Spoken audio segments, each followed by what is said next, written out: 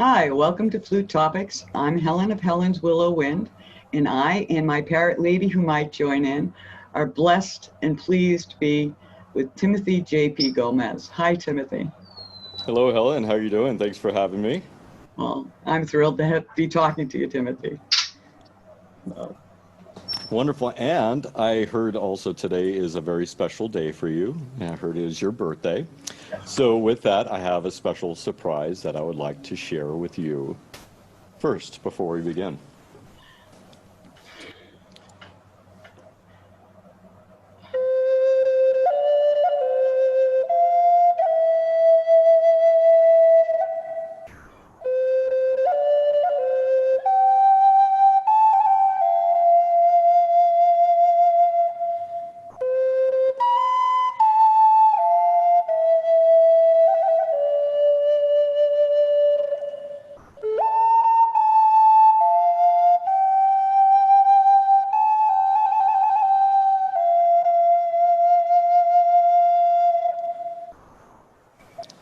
Happy birthday to you.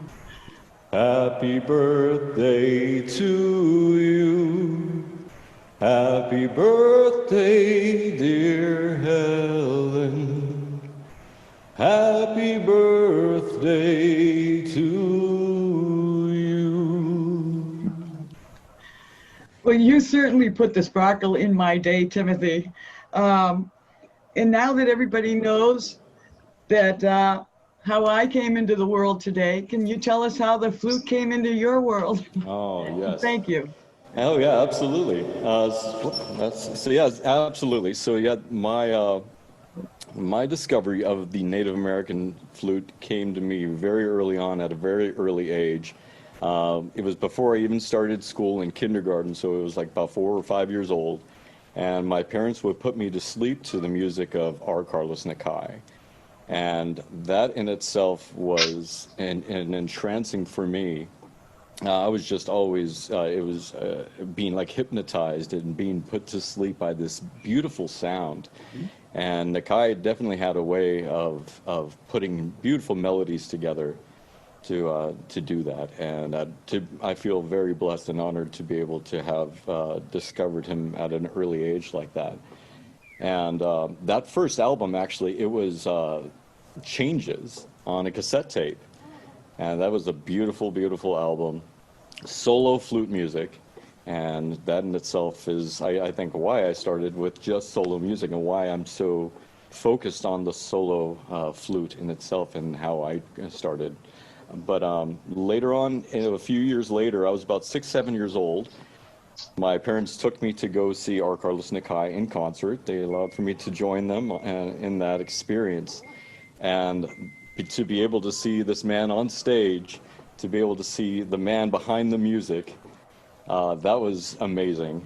And we ended up meeting him after he finished his performance, and he was signing he autographed our pamphlet for us, and that was great just to be able to look up and see this man. It was very incredible. But I didn't first begin playing the Native American flute until the age of 11 years old, when my father purchased a Native American flute at a rendezvous.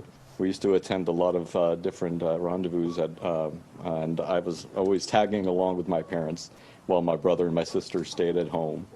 But yeah, my father purchased a Native American flute when I was about 11 years old, and this was an instrument that belonged to him, and I wasn't allowed to touch it. So, of course, me being a curious child that I was, he would leave the house, and I would immediately reach for that instrument and head over to the cassette player, and I'd start pretending to play along to Nakai. And one day, messing around, pretending to be a wonderful flute player, I stumbled across a couple of the notes. Some of the notes that I played matched what I was hearing, and that just triggered something inside me where I never read music. I never knew anything about music. I would beat on pots and pans and loved rhythm and drums, things like that, but I never really knew anything about music. But something registered in that moment to where I realized that what he was playing, I can mimic back and played the notes right back, and just fiddling around with what each note did, I was able to find the notes within the song, and that was on the album Cycles. And one of the songs I loved a lot was Creativity, and that was actually also on the first album Changes, but it's called Whippoorwill. So that song was a wonderful song, and that was the first song that I learned to play. So playing that song, I was in the room playing along, and my mom ended up hearing the music. She came into the room thinking it was just Nakai playing, and she got to realize that it was me playing along to Nakai's music. So she was absolutely amazed. I got a squeaky chair here. Yeah. So she was absolutely amazed by that. And she called for my father to come inside the house to see what I'm doing here. And I was telling my mom, please don't, no, I'm going to get in trouble, being how my father was. But he was actually very, very impressed by that. And he ended up taking that talent from me and using me in the store that they had in El Paso, Texas, where they sold beautiful jewelry. My mom made beautiful chokers and breastplates and just gorgeous crafts. And we also sold music from R. Carlos Nakai, Tom Macharty Ware, Robert Tree Cody, Douglas Spotted Eagle, Kevin Locke, so on. And my father started having me play along to the albums to help sell the music. So with that, I never got to really discover early on how to create my own music. I learned first listening by ear and playing along to the music just to help my parents sell the albums of these other artists. And it wasn't until I was about 14 years old when I wrote my first piece, and I wrote it for a girl who broke up with me. But that was my first piece that I had written when I was a kid. But yeah, that's the beginning of my early career career. My early years of playing the Native American flute. Yeah. That is a pretty neat story. And, I could just picture you as that little boy sneaking to play with the flute, and then the horror of, oh, I'm not supposed to. And yet then your parents embraced it and continued with that. That's really wonderful. Indeed, yeah, that was a scary day for me at first, thinking what was going to happen with me in that moment. So, being that I grew up in a home of domestic abuse from that I endured from my father, he had his ups and downs. He had his really nice days where he was a sweet, loving father, and then it just shifted completely. And I experienced that, and I witnessed it with my siblings as well, and of course on my mother, which was the worst thing to see. But that in itself what led to my darkest period of my teenage years, having to really struggle with that as I got older, and that abuse got worse. Having seen it shift from my older brother to seeing that shift onto me. And I knew at an early age I had to leave home, and ended up leaving home at 15 years old, living on the streets, and being welcomed into my friends' homes to be sheltered for quite a period of time. Though I did take a flute with me during that, and I always had a flute with me, even then.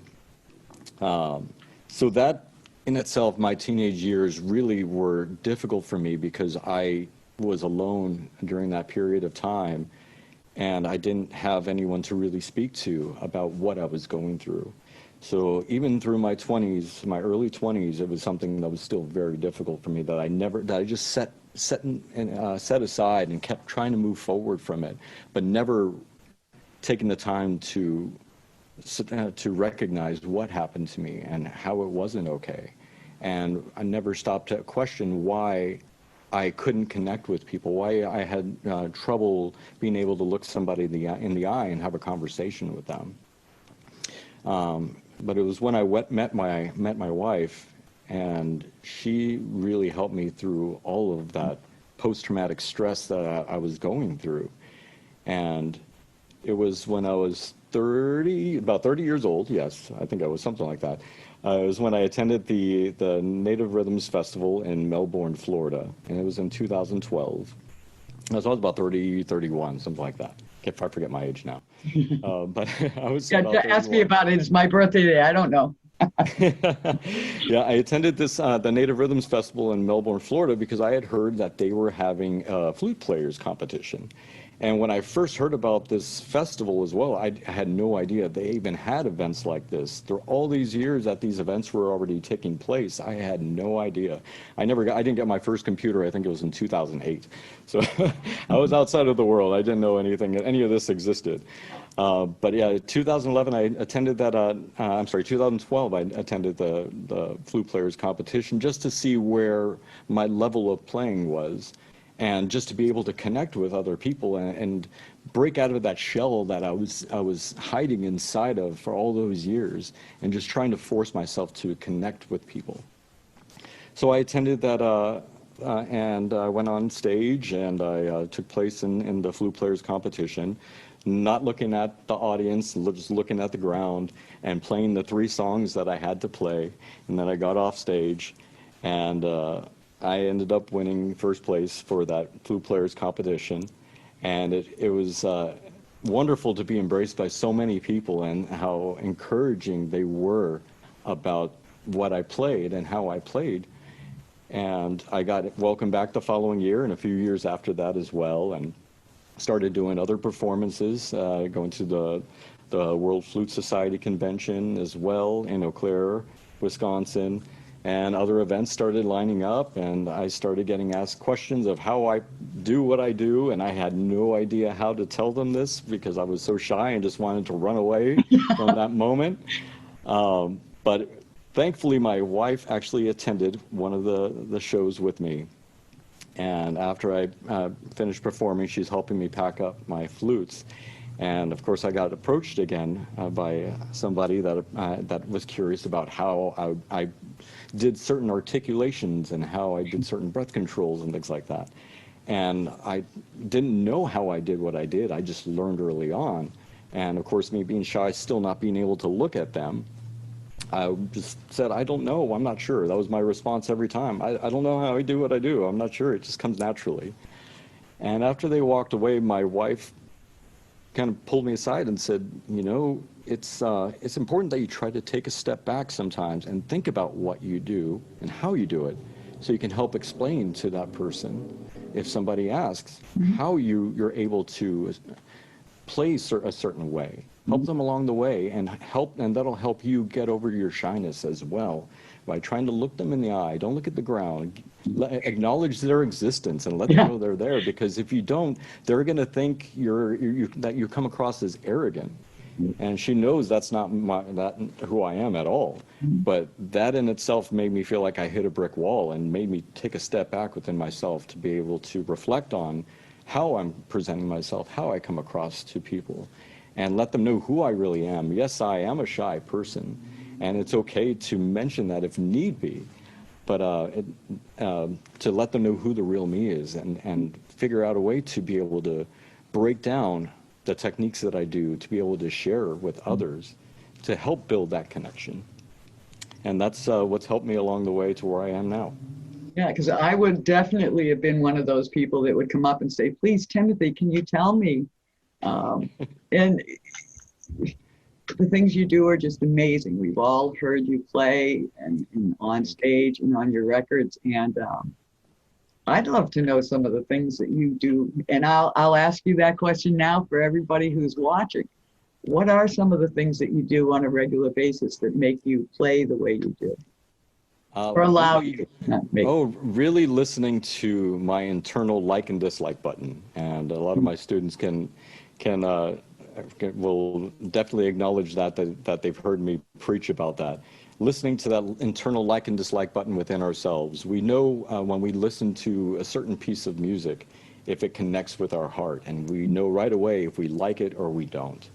And when we're creating our own music, whether it's just improvisation, we know where it takes us in that moment. And if we're not really in that moment, we're not going to really connect with it. But if we're really listening to what we're playing and getting comfortable with the flute, and getting to know each and every note, and when you pick up that flute, you know exactly what note is going to come out of that that whole you're lifting up, and creating patterns and just going back to the basics. Always going back to the basics when you're constructing a song, and creating patterns that help you to advance and get faster and increase your mobility and being able to play. So back to the basics. Back Great to the way, basics. yes. Always, yes. Starting off, slow and really understanding what you're playing, and challenge yourself to go even further with that. Challenge that same pattern of notes, speed it up, change it up, vary it up, but know that they're the same notes that you're playing in that pattern. And the like and don't like button. I like that. I make a little sign and bring that to class. Well, we were talking the other day, and you mentioned how when you're out and about, you have a habit of. I always have a flute with me, or more than one, but I always have my phone with me as well. So with my phone, I'm always recording everything I do, whether it's pictures or my wife's taking my phone away from me to take pictures of me, because she loves taking pictures of me. And it's not anything like, here, take a picture of me posing here. She just loves to take pictures of me. She has a beautiful eye for photography. She does. And the photos you all have put out for your albums, or just in your posting for various different things. I love her photography, and her love of you is there, and your love for her is back. I mean, you do capture that, and I think that's part of the secret, as well as the fact that she's got a beautiful eye for photography, but it's also the subject. But anyway, back to the flute and the phone. But yes, since we all carry our phones with us, I make the most of it, and I use the recorder on there as well to capture those improvisational pieces, so I can go back and review them. It's like the National Park Services say they take only pictures and leave only footprints. And that's pretty much what I'm doing as well, but I'm kind of taking a piece of where I go with me everywhere, just by visually seeing what I'm seeing and recreating it into a melody, and capturing that in that melody to where I can go back and review it, and I can be transported back to that place. And sometimes there's not a single note that need to be changed from that piece, and sometimes I'll be inspired to take it even further into something else. But yes, that's why I encourage everyone to record what they do as much as they can, so they can really listen to how they sound and what is it that inspires them about their playing in themselves. You have to be inspired by what you're doing in that moment, especially with this instrument. And by recording all the time, you become a little more comfortable with that little red light looking at you, because that's a little intimidating at first. You play something and you feel like, oh, that sounded really great. And then you hear it in the recording and you see what you want to do with it. You have to be careful that you don't get judgmental instead of just creative and taking it from there to another place. Absolutely. You want to really focus on achieving the confidence within yourself. And that's important. Listening back to what you really love about what you're playing, and be in the moment and really capture those moments of how you're connecting with a piece, why you're playing this piece, who are you playing this piece for, and always having those things in mind. What inspired you to play this particular song? And it could be something created in that moment, but your heart will speak. That's definitely how I see it. And it's amazing. You learned how to connect and speak with people through your flute. You used that to do your speaking for you, and then you were able to come out in front of your flute. And that's the beauty and the power and the healing, maybe, of the flute. Yep, it's the power of music and the power of love from my beautiful wife. I have to, of course, acknowledge her for that as well. She's a very encouraging and supportive woman, and I love her very, very dearly. Well, I love her photography very dearly. I haven't had the pleasure of meeting her yet, but please give her my warmest regards. Absolutely. So I think it's interesting, your distinction between instruction and being a coach. I think that's wonderful. Would you like to? Yeah, indeed. And I think it's important to be able to step out even further with being able to put myself out there to help with online, with teaching and private lessons, I should say. The private lessons are important to help me to be able to continue to build that confidence within myself and lose that anxiety that I continuously hold on to, which I'm always feeling, you know, still have that feeling even now, to where sometimes I feel like I'm going to be attacked, and that's just part of the post-traumatic stress that I had from growing up. But allowing myself to be able to challenge myself to offer ways and techniques that I can share with others help me to be able to connect with them, share my skills, and help them build their confidence within themselves as well. And while I'm helping them, they're also helping me at the same time with being able to connect and the human connection. Yeah, yeah, because teaching is a two-way street. You both learn. You learn different ways of explaining the same thing to different people. Different things trigger different things. As far as, you know, picking up that connection, that little nugget. Like you said about the switch, you know, of what you like and what you don't like. Those little keys, things that we pick up from people are just wonderful. Oh yes, indeed. Well, Indeed, Timothy, indeed. it's been absolutely wonderful chatting with you. And I know I want you to come on my guest speaker program for my classes. Everybody is waiting for that. Yeah, I will be there. I will be there. I really appreciate the support I get. And I'm looking forward to hearing more from you on your recordings or talking to you more about playing the flute myself. Most definitely. It's been wonderful to spend time with you, especially on your special day. So happy birthday once again. Well, thank you. It's not every day that I get serenaded. I will tell you that. That was wonderful. That So was my thank you, pleasure. Timothy, and I'll see you next time. All right, take care. Bye-bye.